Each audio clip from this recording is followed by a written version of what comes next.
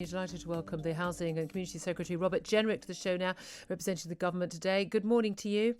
Good morning, Good Julia. morning. A difficult media round for you the day after we've hit that grim milestone of 100,000 COVID deaths. And I know you've been asked this question a lot this morning, but what, if anything, should the government have done, or could the government have done differently for us to have seen a lower death toll? Well, I think, as you said, it is a grim milestone, and it's hard to comprehend all that's happened to the country over the course of the last year. COVID has affected everyone in some way, but some people very profoundly indeed. And as the Prime Minister said last night, we're deeply sorry for every life that's been lost and send our condolences to all the families. We tried to do the best we possibly could at the time with the information that was available. There was no textbook as to how to respond to this situation, and I'm sure that we could or would have done some things differently with the benefit of hindsight, almost certainly. But we did try to do the best we possibly could in the circumstances, and there will be some things I think that the UK will be judged with the passage of time to have got very right, like the vaccines, like the furlough scheme, the fact that the NHS was never overwhelmed. In my own department, the fact that we've protected and shielded the homeless and some of the most vulnerable in society very well. But I think we'll have to have time to reflect and to learn lessons. That time will come before too long, because the end is in sight with the vaccine rollout progressing well. But the vaccine rollout should and is the priority now of the government, and making sure that happens as quickly as possible. Absolutely, I completely accept the vaccine and a rollout and the furlough scheme. But you say the NHS was never overwhelmed. The NHS saying they're being overwhelmed right now. There was a failure to prepare for this winter, even though the NHS said there was going to be a second wave. You also shielded the most vulnerable members. We've had one of the highest death rates in care homes in the Western world. Even SAGE members have admitted that it didn't really occur to them that they needed to be shielding people in care homes. They just assumed it would be done. It wasn't done. If you're claiming that shielding the most vulnerable is one of the successes of the government, I'd hate to think what the failures of the government are. Well, I was referring to the programme that we launched to shield those who are clinically extremely vulnerable. Largely people in care homes.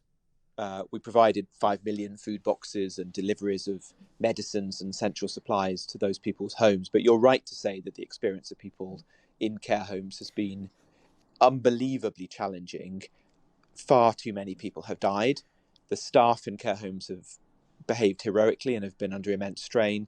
And just the experiences of those people and their loved ones have been harrowing. I know relatives and family friends in care homes, and being separated from their friends and relatives, sometimes feeling alone or even abandoned, has been heartbreaking for people. So none of us underestimate that at all. What we're doing right now, of course, is to ensure that they have priority for the vaccine, and so that we get the vaccine to care homes as swiftly as possible. We have now vaccinated 3/4 of the over 80s, and that's progressing very quickly. That is the best thing we can do right now to ensure that those care homes are protected, and of course the staff in them as well. Yeah, I credit where credit's due. The vaccine rollout and the regulatory issues overall that have been absolutely very much something to applaud.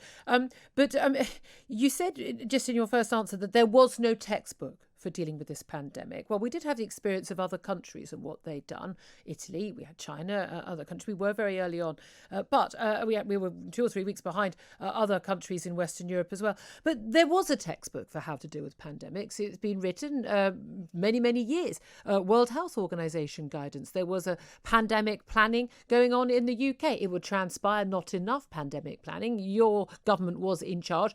Tory governments have been in charge for rather a long time. 10 years by that point. There was an abject failure to prepare for a pandemic. There was no test and trace system set up as there was in, say, Taiwan and South Korea after their experience from SARS. To say there was no textbook is quite simply untrue.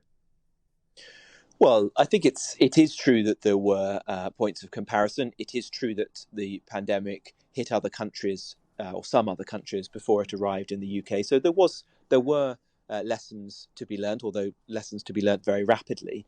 But evidence emerged, opinions changed, science was refined. That's what happens in these situations. Last night at the press conference, Chris Whitty was the one to say that opinion on the usefulness of masks rapidly evolved. Our understanding of transmissibility amongst the asymptomatic was underestimated initially and evolved as scientific opinion changed. And of course, then most profoundly in the last few months, we started to see new variants, and they really did change the rules of the game. I think we've responded decisively to those. If you remember, the Kent variant was discovered on a Friday close to Christmas. By Saturday evening, the Prime Minister was addressing the nation, bringing those parts of the country most impacted into greater restrictions, into lockdown, and changing the Christmas plans of the whole country. So that, it is important that we learn the lessons on the job, if you like. But I also think it's hard to make true and fair assessments in the moment. Yeah. And it will be easier to do so and to compare our performance with our international partners with greater distance, which will come, and that will come before too long. I absolutely do accept that. Most experts who talk sense on these matters, whether I agree with their conclusions or not, do point out the international comparisons are very difficult to make, and a lot of it may have very little to do with anything the government has done or not done. I've seen lots of the questions that you've faced this morning, and largely they are, why didn't we lock down sooner, longer and harder? I would argue why we locked down any longer than those 3 weeks we initially were told we would lock down to protect the NHS and to suppress the virus. It may well be that obesity levels, population density, having hub airports and having had a mild 2019-2020 winter will have had far more impact on our death toll than anything else, other than perhaps also our ability in the NHS to provide enough beds, doctors and nurses to treat people. There are lots of different aspects here. Well, I think you're right that there were many different factors, and also there were very live debates at different points, as you say, over, for example, in the autumn, whether it was right to bring into place further measures which were having absolutely profound impact on people's livelihoods. I remember a lively debate with the Mayor of Greater Manchester, Andy Burnham, who didn't want the city to move up a tier until the finer details had been settled on an economic support package. A perfectly understandable position, but you can see that it was challenging and heavily contested whether we put into place further measures at certain points. Okay. A lot of the question now is, as we see the rollout of the vaccine and very encouraging data from AstraZeneca and indeed from Pfizer, particularly from Israel, that this vaccine is going to be doing the job and is our route out, of how quickly we do get out. Because we're talking a lot about lessons learned over the past year. One of my concerns, and I know a lot of my listeners' concerns, is that the lesson learned is that whenever there's a high death toll, any rising increase in infections or case rates of this virus or any virus, we will lock down. And one of the big concerns is the lesson will be that as soon as we get rising cases this coming autumn, if and when we do ever get out of this lockdown we're currently in, that we are going to go back in to lockdown. And that is the lesson that this government and the experts appear to have learned, despite numerous studies around the world showing no correlation and certainly no causation relationship between lockdowns, length, duration, severity or date of start and lower mortality. Can you promise me and my listeners right now that the government will not see as a default policy locking down the country, closing schools, closing businesses, stopping people from seeing their families will be now the default policy for next winter and any other winter to come, as we see what we will expect to see, the resurgence of this seasonal endemic virus? Well, we're going to set out in the coming weeks a roadmap out of the present lockdown. The Prime Minister has been clear that he does not want to see another lockdown of the kind that we're experiencing. He said that twice before. The way to achieve that, of course, is to ensure that the vaccine rollout proceeds at pace and that as many people as possible in the country come forward and get vaccinated. If we can do that, if we can be a country that has a very high level of take-up of the vaccine, then there's great, I think, considerable reason for optimism that we won't be in this sort of position again. But there's a lot of work to achieve that. We're in a privileged position now. We're one of the leading countries in the world for vaccine rollout, but we're still in the early stages of that. We're still really in the foothills. And there will be a significant portion of the population that we will need to work very hard to get vaccinated because there may be vaccine hesitancy amongst certain groups and communities. Okay. In my own department, of course, I'm working on some of the most vulnerable groups, like the homeless, for example. If we can achieve that, then I think we will achieve your objective, Mr. Jenrick, which is to ensure there isn't a further lockdown later. You're implying that that's something that automatically happens. It's a government choice.